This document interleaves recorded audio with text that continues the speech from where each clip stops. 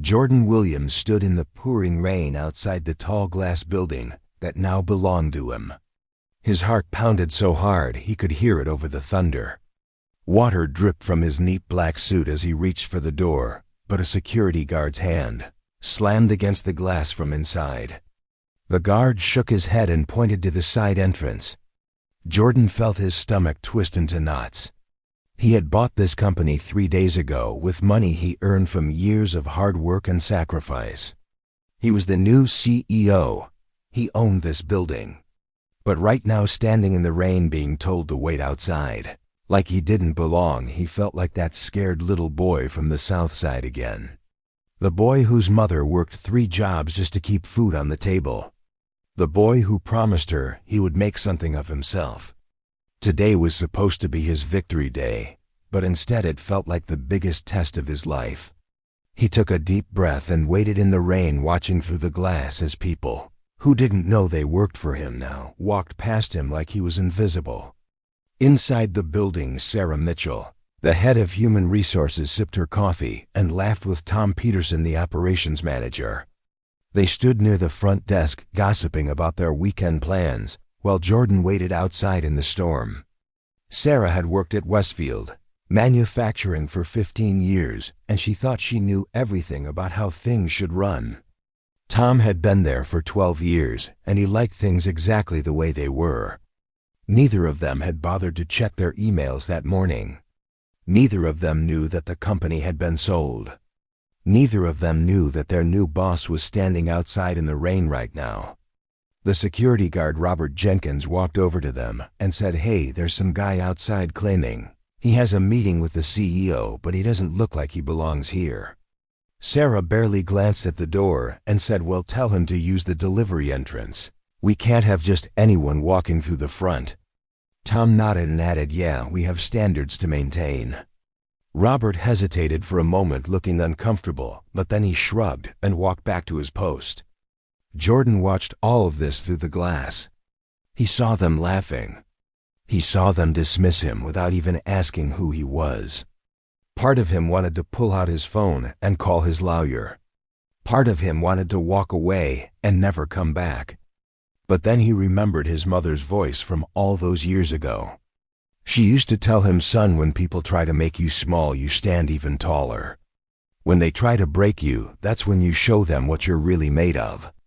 So Jordan straightened his shoulders, pulled out his phone, and made a call. He spoke quietly, but his voice was steady. "Yes, this is Jordan Williams. I need you to come to Westfield Manufacturing right now. Bring all the paperwork. It's time everyone knew who really owns this place." He hung up and continued to wait. The rain kept falling, but he didn't move.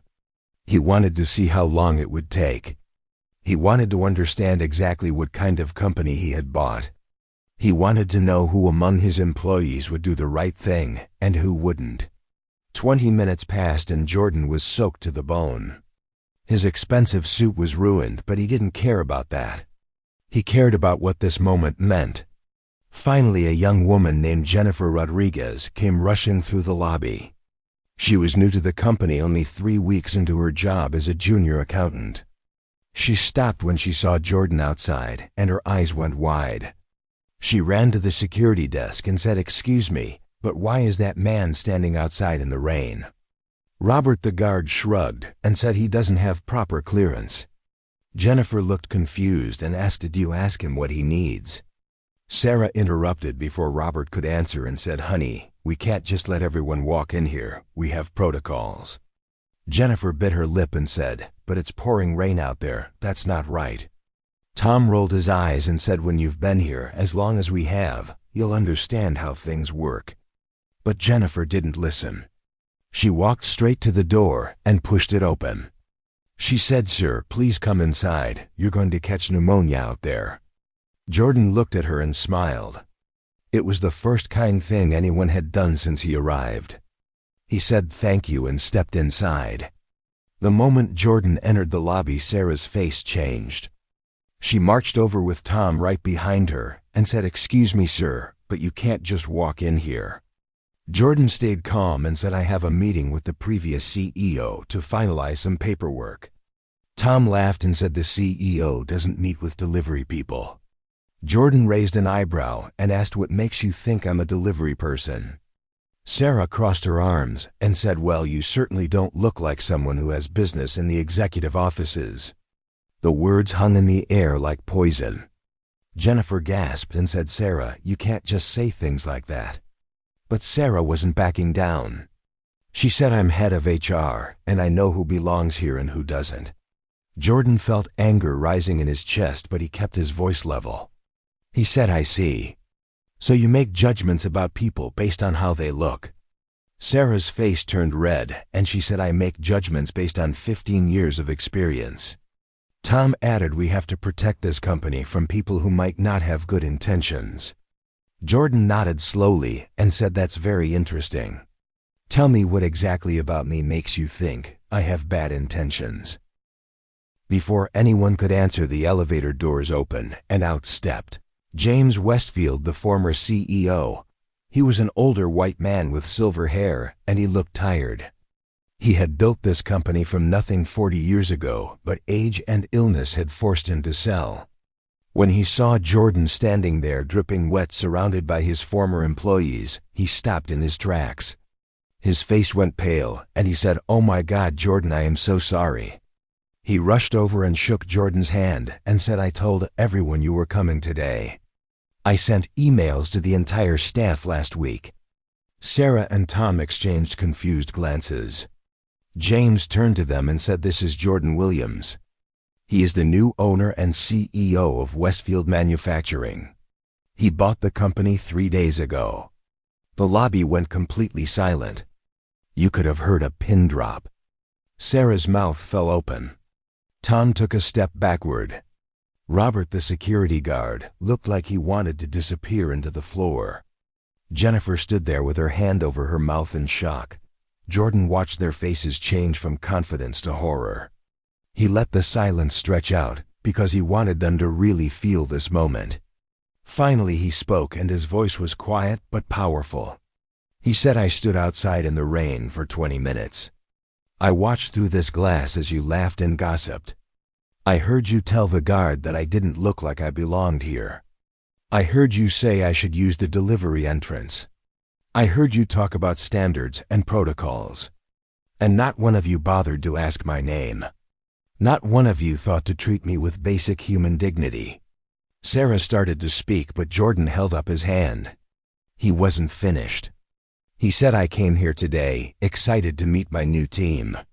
I came here with plans to grow this company and create more jobs.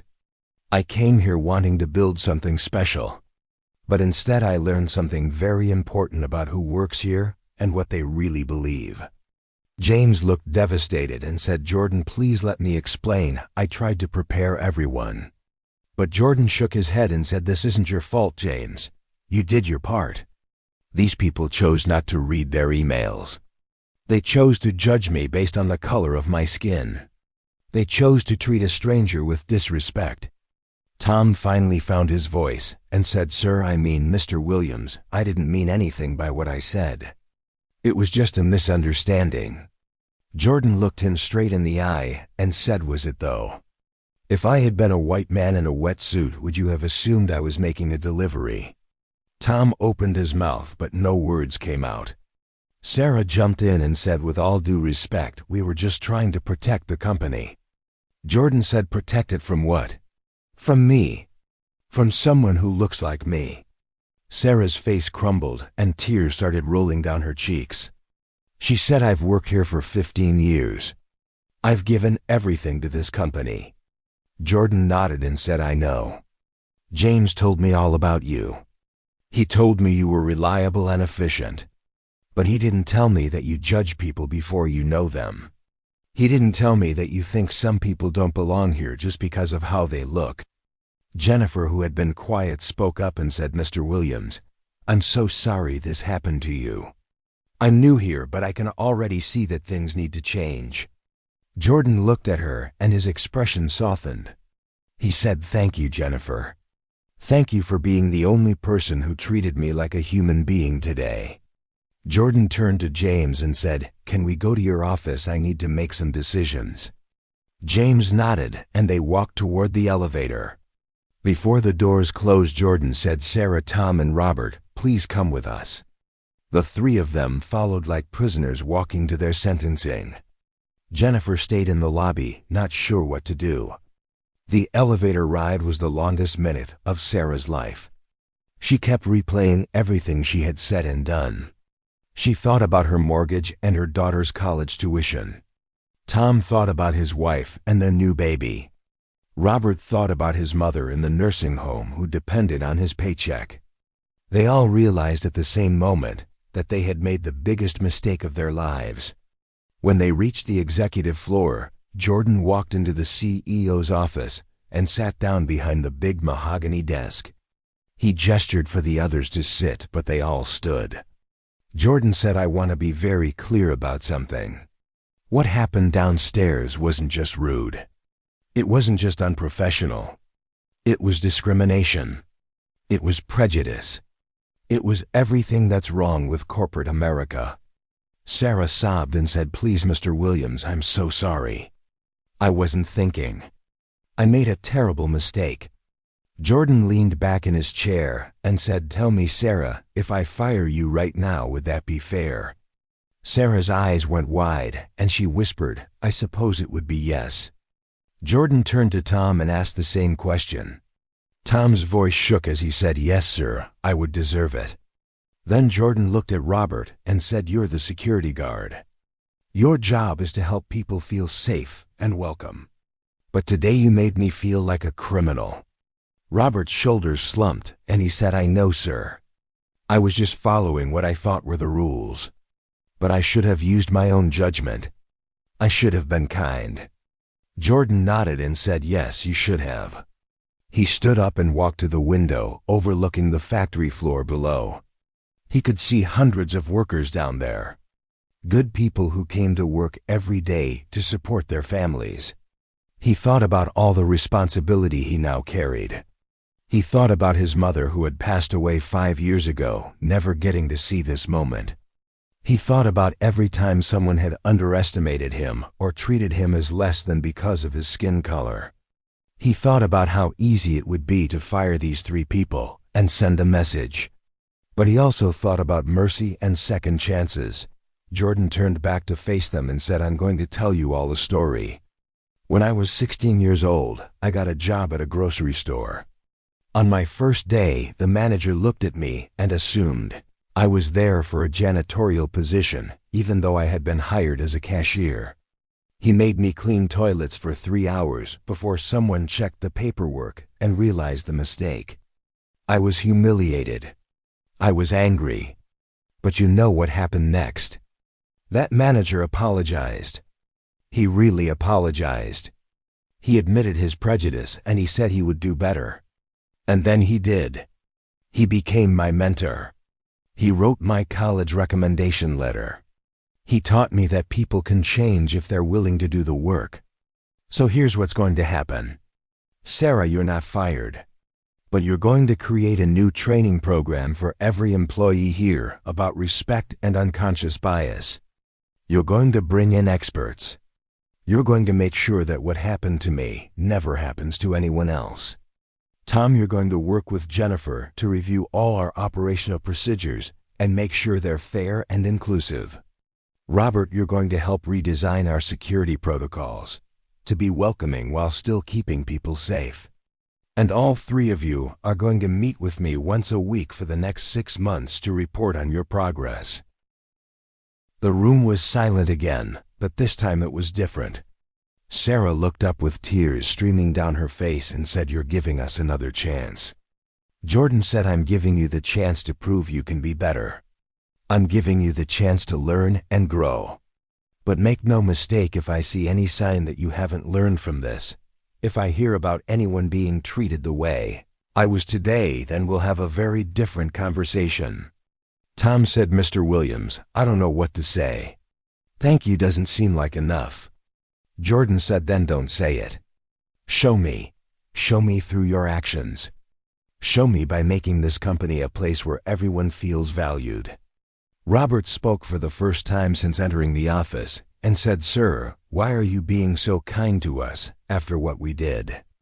Jordan smiled sadly and said, "Because someone was kind to me once when I didn't deserve it. Because I believe people are more than their worst moments. And because firing you would be easy, but changing this company, culture is going to be hard work, and I need people who understand why it matters." James, who had been watching everything, said, "Jordan, you're a better man than I am." Jordan said, "No, James, I'm just a man who's been where they are. I've made mistakes. I've judged people. I've had to learn these lessons too." Over the next few weeks, word spread through Westfield Manufacturing about what had happened. Some employees were shocked. Some were skeptical. But Jordan made sure everyone understood that things were changing. He held town hall meetings where he shared his vision for the company. He talked about respect and opportunity. He talked about judging people by their character and abilities, not by their appearance. He brought in diversity trainers and started mentorship programs. He promoted Jennifer to a leadership position in the finance department because she had shown courage when others hadn't. Sarah threw herself into creating the best training program she could. She interviewed employees of color about their experiences. She read books and articles. She confronted her own biases and prejudices. It was painful work, but she was determined. Tom started really listening to the workers on the factory floor, especially those who had never felt heard before. Robert became known as the friendliest security guard in the building always, greeting everyone with a smile and treating every visitor with dignity. The company started to transform. Productivity increased.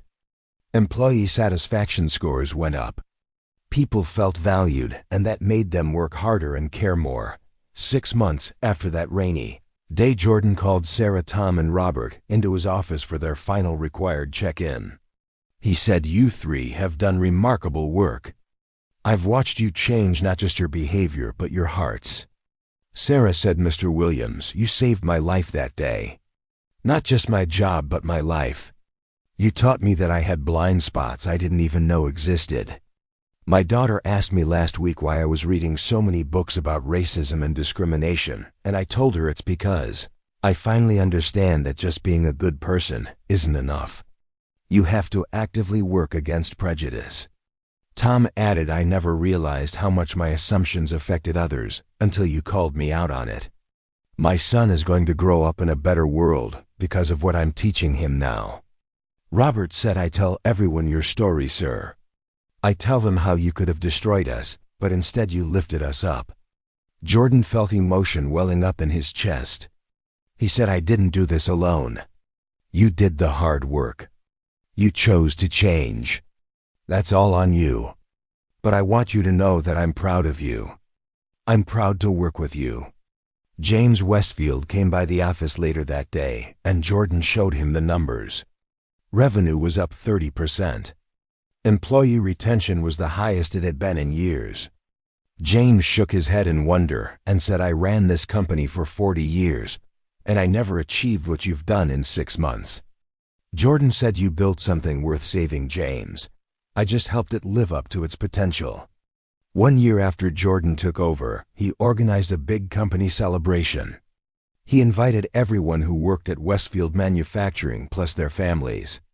As people gathered in the parking lot that had been decorated with lights and tables, Jordan stood on a small stage. He said, "I want to tell you all something. When I first came here, I was tested in a way I never expected. I was judged. I was dismissed. I was made to feel like I didn't belong. And I had a choice. I could have responded with anger. I could have cleaned house and started over. But I realized that this company, like our country, is a work in progress. We all have prejudices. We all make mistakes. The question is, what do we do when we're confronted with our mistakes? Do we double down or do we grow?" Jennifer stood up and said, "Mr. Williams, you changed my life. You showed me that speaking up matters even when you're scared." Sarah stood up next and said, "You gave me a second chance when I didn't deserve one. I will spend the rest of my career making sure others get the same opportunity." Tom stood up and said, "You taught me that real strength isn't about being right. It's about being willing to admit when you're wrong." Then something unexpected happened. Robert stood up and said, "I need to say something. That day when you stood in the rain, I had a choice. I could have opened that door myself. But I didn't. I followed what I thought were the rules instead of following my heart. You didn't just teach us about prejudice, Mr. Williams. You taught us about courage. You taught us that sometimes the rules are wrong and we have to be brave enough to break them." The crowd erupted in applause. Jordan felt his eyes getting wet, and he wasn't embarrassed. He said, "I started this company with a vision. Not just to make products, but to make a difference. Every person here matters. Every person here belongs. I don't care what you look like or where you came from or what mistakes you've made in the past. What I care about is who you are right now and who you're trying to become. This company is going to be a place where everyone gets a fair shot, where hard work is rewarded, where respect isn't negotiable, and where we hold each other accountable not because we want to punish, but because we want to grow." An older black woman who worked on the assembly line stood up and said, "Mr. Williams, my name is Dorothy Jenkins, and I've worked here for 23 years. I've seen a lot of CEOs come and go. But you're different. You see us. You value us. My grandson wants to be just like you when he grows up." Jordan smiled and said, "Dorothy, I hope he becomes even better than me. That's the whole point. We lift each other up so the next generation can stand on our shoulders and reach even higher." As the celebration continued, Jordan stepped away for a moment and walked to a quiet corner of the parking lot. He pulled out his phone and looked at a photo of his mother. She was smiling in the picture wearing her church dress. He whispered, "I did it, Mama. I made something of myself. And I did it the right way. I didn't let anger and hurt turn me into something I'm not. I hope you're proud." He felt a hand on his shoulder and turned to see James standing there. The old man said, "She would be incredibly proud, Jordan. What you did that first day took more courage than I've ever had." Jordan said, "You gave me the opportunity, James. You could have sold this company to anyone, but you chose me." James said, "I chose you because I saw something special in you. But even I didn't realize just how special you really are." Jordan said, "I'm just a man trying to do right." James said, "No, son. You're a leader. You're a teacher. You're a healer. And you're exactly what this world needs right now." The two men stood there in comfortable silence, watching the celebration continue. People of all colors and backgrounds were laughing together. Children were playing. Families were bonding. It was a picture of what America could be if everyone chose compassion over judgment. 2 years later, Westfield Manufacturing was featured in a major business magazine. The headline read, "How one CEO transformed a company culture in 24 months." Jordan gave interviews and told his story. He talked about that rainy day. He talked about the choice he made. He talked about Sarah and Tom and Robert and how they had become some of his strongest allies in changing the company. The story went viral. Jordan started getting calls from other companies asking him to speak to their employees. He started a consulting business on the side, helping organizations address their own issues with discrimination and bias. But he never forgot where he came from. He never forgot that scared 16-year-old boy cleaning toilets because someone assumed that's all he was good for. He never forgot standing in the rain being told he didn't belong. Those memories kept him humble and motivated. Sarah eventually wrote a book about unconscious bias in the workplace. Tom started a nonprofit helping young people from disadvantaged backgrounds get into manufacturing careers. Robert became a motivational speaker, talking to security professionals about the importance of dignity and respect. Jennifer became the CFO of Westfield Manufacturing at age 30, making her one of the youngest executives in the industry. Jordan often thought about that moment in the rain.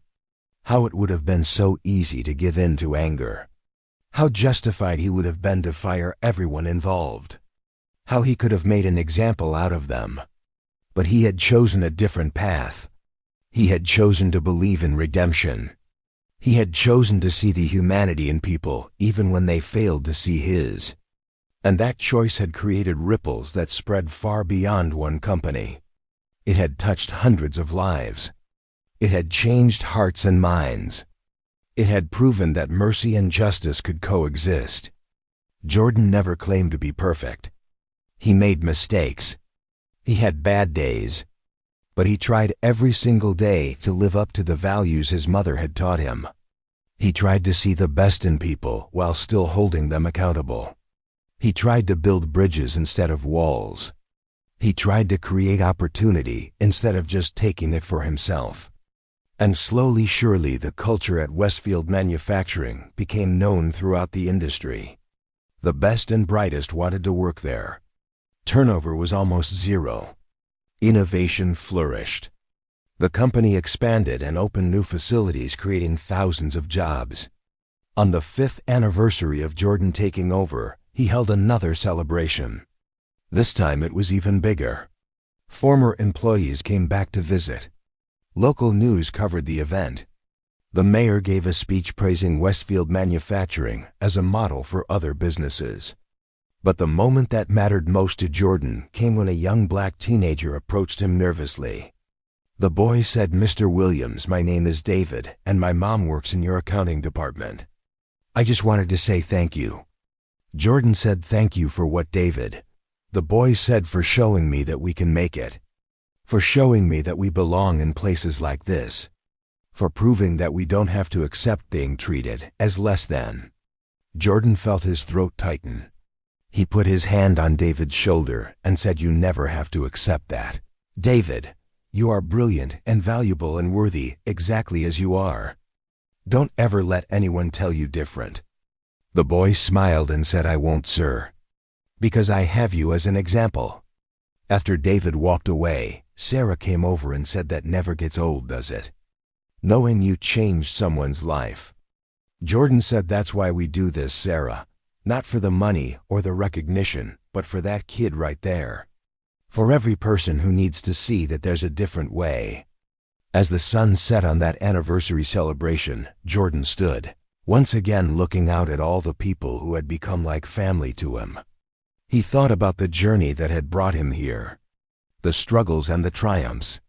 The moments of doubt and the moments of clarity. He thought about how one rainy day had become a turning point, not just for him, but for so many others. He realized that sometimes the worst moments in our lives become the catalysts for the best changes. That discrimination and prejudice, while painful, also create opportunities to educate and transform. That holding up a mirror to people's biases gives them a chance to become better versions of themselves. Jordan Williams had walked into Westfield Manufacturing as an outsider being told to wait in the rain. But he had walked out as a leader who changed everything. Not through anger or revenge, but through grace and accountability. Not by tearing people down, but by building them up. Not by accepting the status quo, but by demanding better while also believing better was possible. His story spread across the country, inspiring others to examine their own biases and to choose compassion over judgment. And every time Jordan told his story, he ended it the same way. He would say, "We all have the power to change the world around us. Not through grand gestures, but through small acts of kindness and courage. By treating everyone with dignity. By giving second chances. By believing that people can grow." That rainy day taught me that I had a choice. I could be defined by how others saw me, or I could define myself. I chose the latter.